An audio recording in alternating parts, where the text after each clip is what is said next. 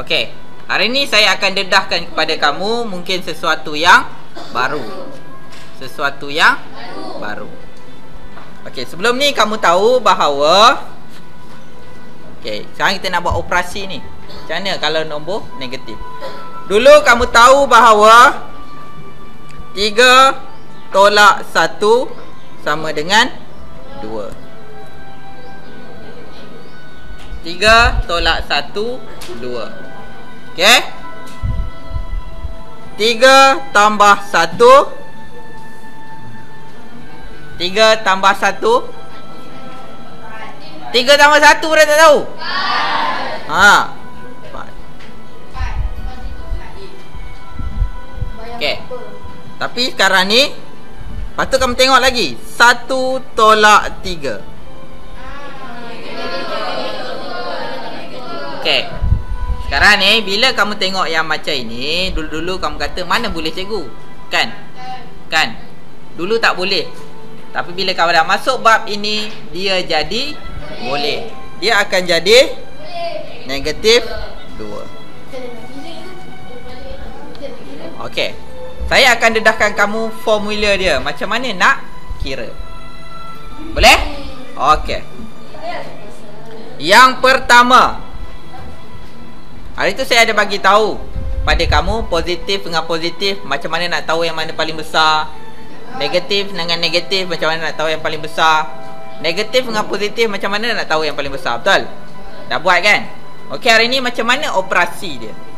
Okey, macam mana kita nak buat kalau positif jumpa positif? Ini tak ada masalah. Kan? Campur je lah. Kan? Okey, ini tak ada masalah. Yang kedua, macam mana kalau negatif jumpa negatif? Okey, tengok macam mana nak buat. Ini yang selalu kamu silap dan salah. Contoh, negatif 2 tolak 1. Ini contoh soalan dia. Macam mana nak buat. Okey, senang je. Kalau nombor yang macam ni tak ada masalah. Bila dah banyak-banyak esok jadi masalah. Tapi asasnya tetap sama. Kamu buat kotak macam ni. Ada 6 kotak. Okey. Sekarang ni kamu letakkan negatif 2 di sini, negatif 1 di sini. Okey, dan letakkan tambah di sini. Ini memang letaknya di situ, dan di sini akan jadi negatif. Macam mana nak tahu jawapan dia?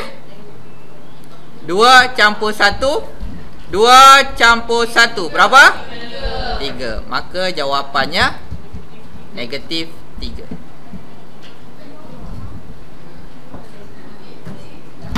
Ini tetap. Maknanya kotak yang perlu kamu lukis macam ini. Okey, tolak, tolak, tolak, tambah. Apa nombor dia? Contoh. Saya tulis contoh lagi satu. Negatif 5 tolak 8. Contohnya macam itu. Atas ni negatif 5 kan? Letaklah negatif dah letak dah. Letak 5 je lah. Yang ni berapa? Dah ada negatif dah, letak je 8. Berapa? Jawapannya berapa? Negatif 13. Boleh faham? Boleh faham? Buat je lah macam itu. Tak faham? Siapa yang tak faham angkat tangan. Operasinya tambah. Operasinya tambah. Jawapannya tetap negatif.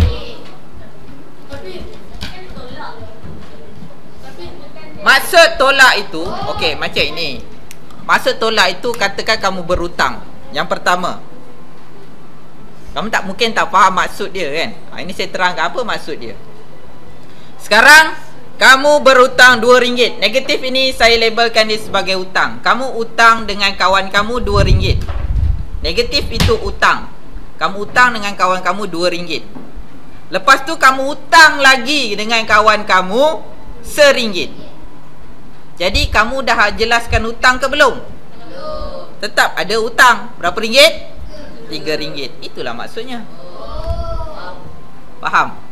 Faham? Apa yang sama? Sama dengan apa?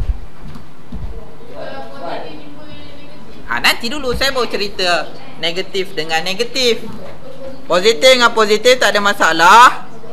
Tambah je kan. Negatif dengan negatif, gunakan formula ini. Tolak, tolak, tolak, tambah.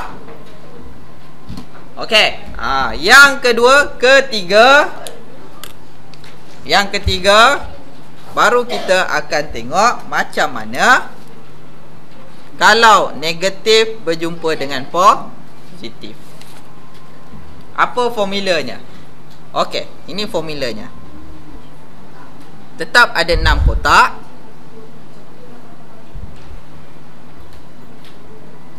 Okey, tetap ada 6 kotak. Positif, negatif. Tak kisahlah, kamu letaklah mana-mana pun. Kan? Okey. Kamu tengok nombor yang ini.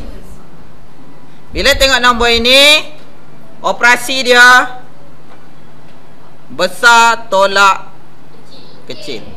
Tak kisahlah mana salah satu, ke atas ke bawah ke atas ke. Mana besar, tolak yang mana kecil. Macam mana nak tentukan di sini positif atau negatif? Tengok nombor yang besar. Tengok nombor yang besar. Contoh. Berapa? Kamu bagi contoh. Berapa tolak berapa? Negatif 1 tolak dengan tambah positif 5. Kamu buat macam tu kan? Okey, buat. Okey, negatif 1 positif 5. Okey, sini kita nak tahu kan? Okey, kita nak tahu dia positif ke negatif. So kita tengok nombor yang paling besar adalah nombor 5. 5 itu positif. So ia positif. Okey, sekarang ini operasi dia tolak. 5 tolak 1, jawapan dia 4 atau positif 4. Macam itulah. Bagi lagi contoh.